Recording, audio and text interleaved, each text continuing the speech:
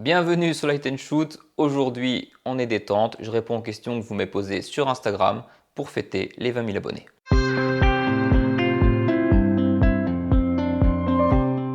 Alors, c'est un peu la coutume sur YouTube. Dès qu'on passe un cap d'abonnés, on propose une FAQ pour pouvoir discuter un petit peu avec vous. D'ailleurs, je pense qu'on va même lancer un petit live dans pas très longtemps. Je suis en train d'y réfléchir. Déjà avant tout, merci à tous les gens qui se sont abonnés. 20 000, c'est un cap que je pensais même pas passer quand j'ai lancé cette chaîne. Donc je trouve ça vraiment cool et moi, ça m'apporte beaucoup de choses. Donc merci à vous.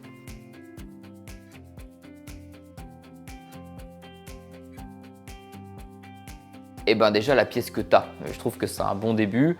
Et l'idée c'est de se dire que suivant la pièce que tu as, tu peux faire des choses ou pas. Par exemple chez moi, je sais que les photos en pied, c'est un peu chiant. J'y arrive, mais j'ai peu d'espace et c'est chiant. Par contre, tout ce qui est plan américain, je suis le roi du monde. L'idée c'est, si tu veux shooter chez toi, prends la pièce que tu as et surtout vois ce que tu peux faire dedans. Par contre, si tu pars de zéro et que tu veux investir un lieu, là clairement je dirais 5 mètres de large déjà pour faire rentrer un fond, 6 à 10 mètres de recul pour vraiment avoir de l'espace et surtout du plafond. Moi ce qui me manque chez moi c'est surtout du plafond et c'est très limitant pour mettre des gros modeleurs en l'air parce que du coup ils arrivent au niveau du visage des gens. Donc du coup je dirais ouais, ma pièce de rêve serait peut-être 10 sur 10 et avec 5 mètres de plafond.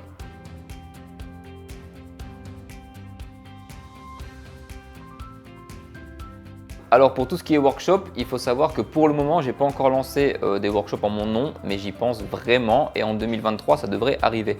Le seul moyen de m'avoir en workshop pour le moment, on fait une tournée avec Profoto en France, parce que je suis ambassadeur Profoto du coup, et on propose des workshops gratuits dans toute la France. Il suffit de s'inscrire et de venir et ça donne accès à un cours en fait en studio avec moi, enfin studio extérieur, avec moi pendant 3 heures et au sein duquel je présente évidemment la gamme Profoto, mais ça reste de vrais workshops photos. Je vous mets quelques photos de ce qu'on a fait aux précédentes sessions.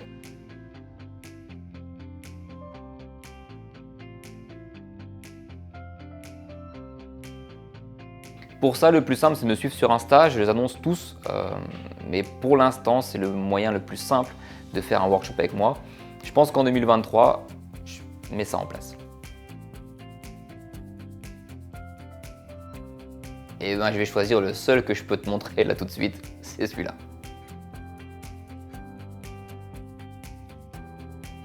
Je dirais qu'il n'y a pas de bonne ou de mauvaise situation, mais je trouve que ma situation de youtubeur photo est plutôt cool. Alors pour répondre plus sérieusement, faire du YouTube ça me prend énormément de temps et mon chien joue avec son jouet.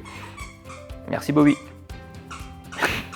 On va le laisser continuer. Faire du YouTube ça me prend énormément de temps, mais par contre ça m'a apporté beaucoup de belles choses. Et alors est-ce que c'est rentable? La question n'est pas la même, mais en tout cas j'aime ma situation.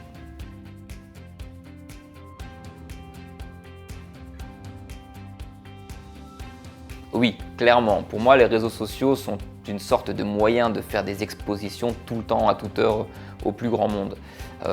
Évidemment, ça ne remplacera jamais une vraie exposition au niveau de l'impact que ça a, puis surtout du charme, du tirage et compagnie. Mais je trouve que les réseaux sociaux, pour montrer son travail vite et au plus grand nombre, c'est un truc assez incroyable quand même. Je pense que niveau communication, il devient très dur de s'en passer. J'ai beaucoup de chance, j'ai eu très peu de très mauvaises expériences. À chaque fois que ça s'est pas passé comme je l'aurais voulu, c'est juste que j'aurais appelé une erreur de casting. C'est quand finalement le photographe et puis la personne qui vient poser ou la marque qui te demande de shooter ne sont pas sur la même longueur d'onde. Et c'est là qu'arrivent les vrais problèmes. Et donc en vrai, c'est pour ça que j'incite vraiment les gens à faire des briefs. Pourquoi pas des moodboards, ça moi j'en fais pas, mais à faire des briefs. Pour être sûr qu'on parle bien de la même chose quand on est plusieurs sur un projet artistique, parce qu'il n'y a rien de pire que de se retrouver à 2, 3, 4 ou 5 sur un set et en fait de se rendre compte que personne n'attend la même chose cette séance. C'est là que les vrais problèmes commencent. Donc faites des briefs.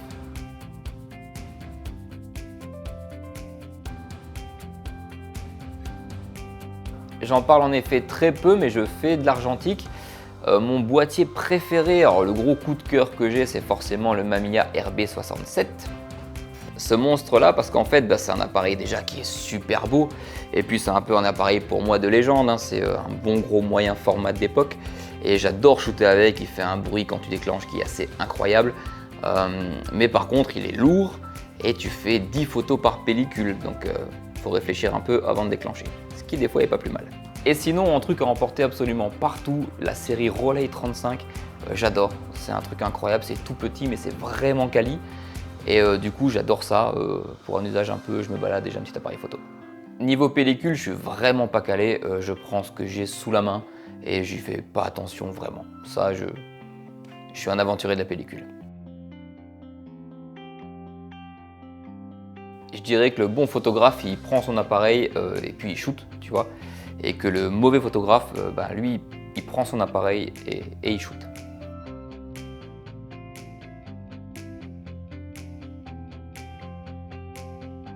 Alors clairement, l'inspiration, c'est quelque chose qui peut venir d'un coup pendant des mois et puis après plus du tout. Certains font des pauses en se disant bah tiens, l'inspiration va revenir. Moi je pense aussi qu'au contraire, il ne faut pas hésiter à aller voir un peu ce que font les autres, sans forcément copier, mais bien que copier une photo pour moi soit un très bon exercice, du moment qu'on n'essaie pas après de faire croire qu'on a tout trouvé tout seul, quoi. Mais copier une photo est un très bon exercice, par exemple quand on manque d'inspiration, parce que ça va permettre de réfléchir différemment et puis de faire de nouvelles choses. Je pense que quand on manque d'inspiration, il faut faire quelque chose qu'on n'a jamais fait, parce que si on fait venir quelqu'un ou qu'on prend un objet à shooter et qu'on met en place le même process que d'habitude, l'inspiration ne va pas venir parce qu'on va faire les mêmes choses que d'habitude, c'est les mécanismes qui vont reprendre le dessus. Donc pour moi, quand on manque d'inspiration, soit on fait une pause, soit on essaie de faire des choses qu'on n'a jamais fait en s'inspirant ailleurs, quoi. Moi je suis chez Profoto et du coup ils ont ce système qui permet en fait d'avoir des gélatines qui sont découpées au bon format et ensuite par-dessus tu mets quelque chose qui est aimanté puis la gélatine tient. Donc en fait ça prend vraiment 2 secondes de changer de gélatine et de remettre en aimant. Pour le coup ça c'est très bien pensé. Je ne sais pas si d'autres marques le font, j'imagine que oui, mais ce genre de système c'est vraiment cool. Moi je suis quelqu'un qu'on pourrait appeler, je pense, de réseau. Je fais en sorte, et dis-moi j'essaye de faire en sorte que mon téléphone sonne et que les nouveaux clients viennent à moi sans que je les démarche forcément. C'est pas un truc qui se fait de manière magique. Quand j'ai lancé ma carrière de photographe du coup professionnel, en amont j'avais fait des petites séances un peu gratuites pour des potes mais qui pouvaient toucher certains réseaux. En fait je pense que le plus important c'est que notre travail il soit diffusé. Je m'explique. Tu peux être le meilleur du monde, si personne ne le sait, personne ne t'appellera. Pour ça, tu peux faire des posts sponsorisés, tu peux faire des vidéos, tu peux faire un peu ce que tu veux. Moi, je me sers beaucoup des photos que je fais pour ma chaîne YouTube, que du coup je fais en collab, pour diffuser sur Insta, qu'à chaque fois la modèle va repartager, et donc ça va à chaque fois toucher un nouveau réseau. L'idée c'est ça en fait, c'est de faire savoir que tu existes. Et pour faire ça, je pense que peu importe le milieu où tu évolues, au départ, soit faire une bonne com, soit ne pas hésiter à trouver un très bon ami à qui tu veux faire un petit cadeau qui est dans le secteur que tu vises pour lui faire te faire un petit book, quoi. Et ensuite, en fait, je crois que c'est les jobs réussis qui sont ta meilleure carte de visite parce que petit à petit, ça va se savoir que tu bosses bien. Donc du coup, si tu bosses bien au bon prix, les clients devraient arriver globalement tout seuls. Moi je suis à Metz, dans une région où il y a quand même pas mal de taf, on a le Luxembourg à côté, puis il y a beaucoup d'entreprises ici et tout. Je me dis que si le téléphone sonne pas, c'est parce qu'il y a quelque chose qui ne va pas dans ma façon de travailler. Après c'est peut-être pas le cas dans des régions un peu plus reculées où il y a peut-être moins de travail, mais pour le coup j'ai quand même toujours tendance à penser que si ton téléphone ne sonne pas après un petit moment d'activité, c'est qu'il y a un truc à revoir dans ta stratégie. Il y a un appareil photo insolite que vous voyez en fait depuis longtemps sur cette chaîne et qui est juste là, et en fait je l'adore. C'est un appareil qui servait à faire les photos d'identité à l'époque, et du coup je le trouve vraiment cool. Et en fait il y a 4 objectifs et tu peux choisir si tu fais 4 fois la même photo en un coup ou si tu fais 4 photos différentes. Et je trouve ça vraiment cool comme objet. Alors pour répondre à ça, je vais faire appel à une phrase que moi je trouve très juste, mais dont j'ai entendu plein de confrères youtubeurs photos se moquer assez grassement. Il y a une phrase qui dit il faut bouffer de la technique photo pour se permettre de l'oublier ensuite. Et c'est vrai que j'ai vu des gens en rire, et s'en moquer d'ailleurs. Mais pour moi, c'est ça le vrai moyen de mettre un modèle à l'aise.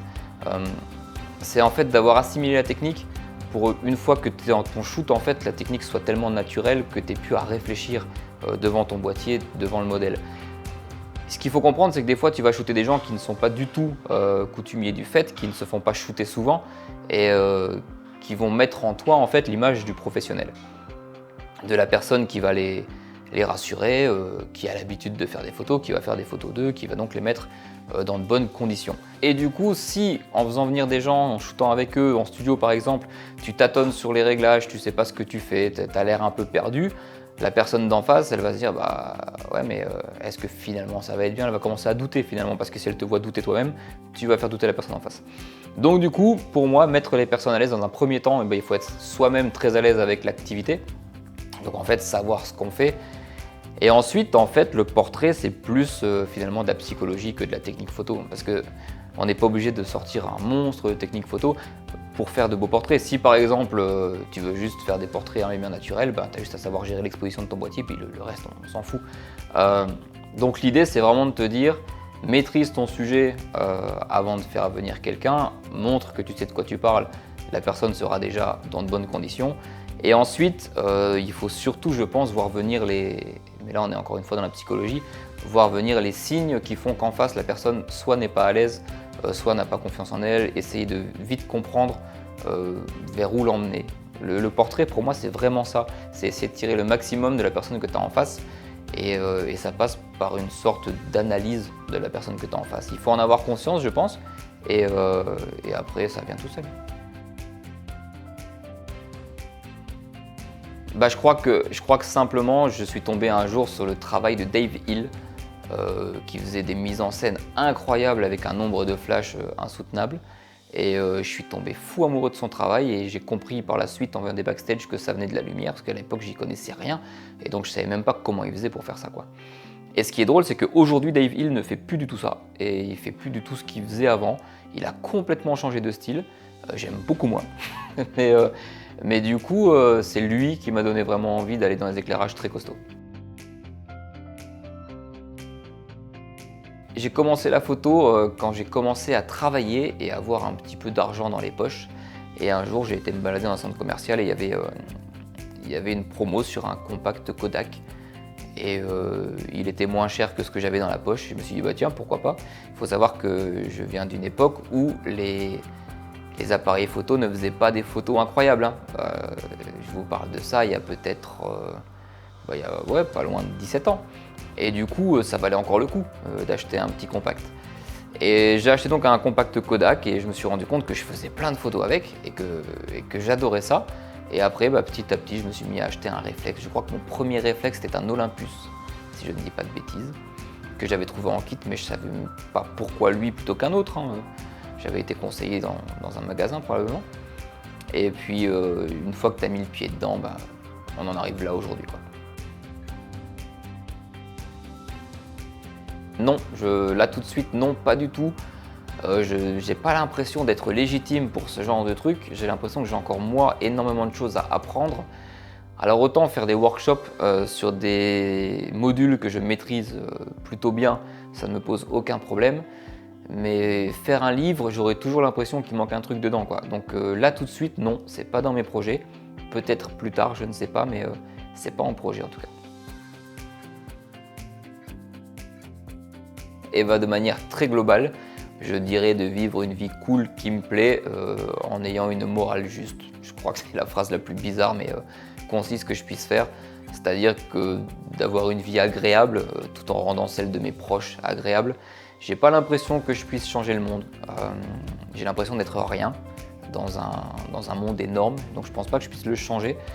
Par contre, j'ai l'impression que dans mon monde à moi, donc ma bulle avec les gens que je côtoie, je peux influer un peu sur certaines choses. Donc en fait, le rêve de ma vie, ce serait simplement d'avoir une vie heureuse et que celle des gens qui sont dans mon monde soient également heureux à mes côtés.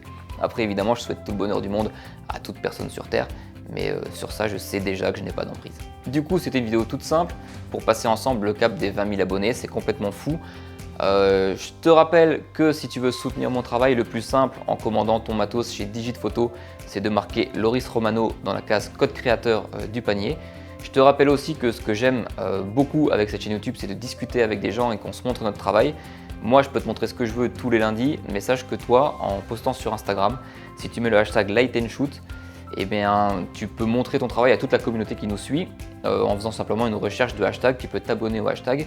Il y a déjà plus de 20 000 photos qui ont été postées, c'est complètement fou. Et du coup, si tu veux qu'on se montre un peu tous notre travail, n'hésite pas à ajouter le hashtag Light and Shoot à tes publications. J'espère que cette vidéo t'aura plu. N'hésite pas à t'abonner pour les suivantes. Et je te dis à très bientôt sur Light and Shoot.